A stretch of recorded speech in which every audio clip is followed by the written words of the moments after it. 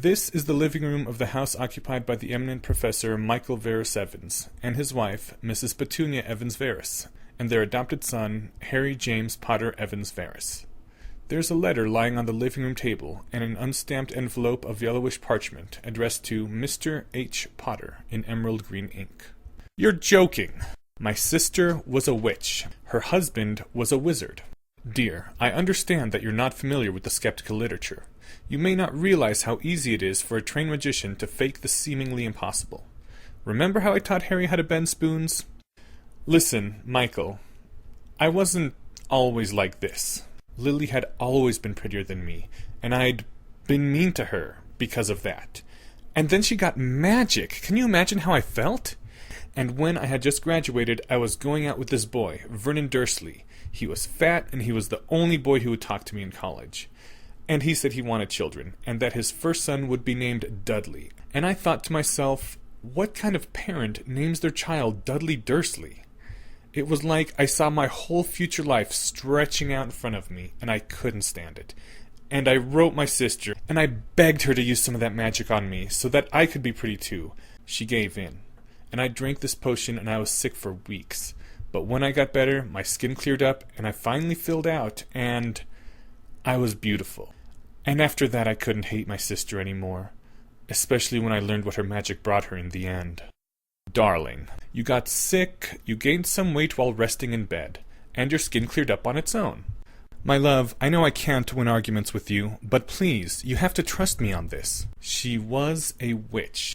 Dad! Mom! The two of them stopped and looked at Harry as though they'd forgotten there was a third person in the room. Mom, no one in your family knew about magic when Lily got her letter, did they? How did they get convinced? They didn't just send a letter. They sent a professor from Hogwarts. He showed us some magic. Then you don't have to fight over this. If it's true, we can just get a Hogwarts professor here and see the magic for ourselves, and Dad will admit that it's true. And if not, then Mum will admit that it's false. That's what the experimental method is for. The professor turned and looked down at him, dismissive, as usual. Oh, come now, Harry. Really? Magic? I thought you'd know better than to take that seriously, son, even if you're only 10. Harry's mouth twisted bitterly.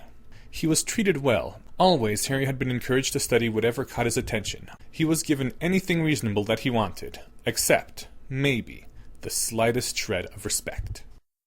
Mum, if you want to win this argument with Dad, look in Chapter 2 of the first book of the Feynman Lectures on Physics. The only rule of science is that the final arbiter is observation. I can't think offhand of where to find something about how it's an ideal of science to settle things by experiment instead of arguments. Thank you, Harry, but I don't want to win an argument with your father. I want my husband to listen to his wife who loves him, and trust her just this once. Now his parents were getting into one of those arguments again. One where his mother tried to make his father feel guilty, and his father tried to make his mother feel stupid. They went on fighting while Harry climbed the stairs to his bedroom. The funny thing was, he ought to have agreed with Dad. No one had ever seen any evidence of magic, and according to Mum, there was a whole magical world out there. How could anyone keep something like that a secret? Except that some part of Harry was utterly convinced that magic was real. Harry was finding himself just expecting that, yes, a Hogwarts professor would show up, and wave a wand, and magic would come out. The strange certainty was making no effort to guard itself against falsification. Harry gave a mental shrug to himself. A flat metal plate on a door affords pushing, and a handle on a door affords pulling, and the thing to do with the testable hypothesis is to go test it. Dear Deputy Headmistress Minerva McGonagall, or whomsoever it may concern. I recently received your letter of acceptance to Hogwarts, addressed to Mr. H. Potter. You may not be aware that my genetic parents, James Potter and Lily Potter, formerly Lily Evans, are dead. I was adopted by Lily's sister, Petunia Evans Verus, and her husband, Michael Verus Evans.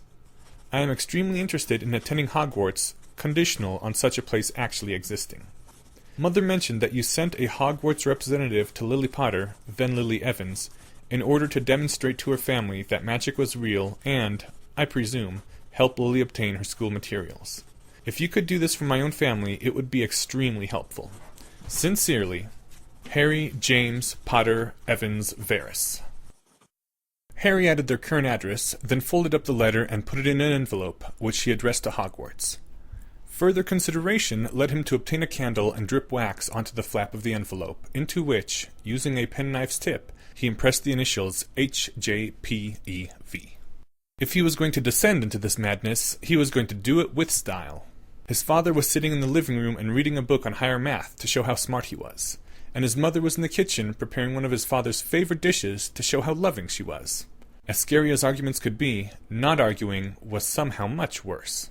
"Mum, I'm going to test the hypothesis. According to your theory, how do I send an owl to Hogwarts?" I don't know. I think you just have to own a magic owl." That should have sounded highly suspicious. Oh, so there's no way to test your theory then. But the peculiar certainty in Harry seemed willing to stick its neck out even further. "Well, the letter got here somehow, so I'll just wave it around outside and call 'Letter for Hogwarts' and see if an owl picks it up." Only as Harry stumped out the back door into the backyard did it occur to him that calling out "Letter to Hogwarts" while holding an envelope high in the air in the middle of your own backyard was actually pretty embarrassing. No, I'm better than Dad. I will use the scientific method, even if it makes me feel stupid. Harry steeled his will and shouted into the empty sky, "Letter for Hogwarts! Can I get an owl here?" "Harry?" An old woman's face peered out, Mrs. Figg, the occasional babysitter. "What are you doing, Harry? Did you get your acceptance letter from Hogwarts?" Harry froze in place. "Yes, I got a letter from Hogwarts. They say they want my owl by July 31st, but you don't have an owl. Poor dear. I can't imagine what someone must have been thinking, sending you just the standard letter. Just leave it to me, dear, and in a jiffy or two I'll have someone over." There was a long silence in the backyard. Then a boy's voice said, calmly and quietly, "What?"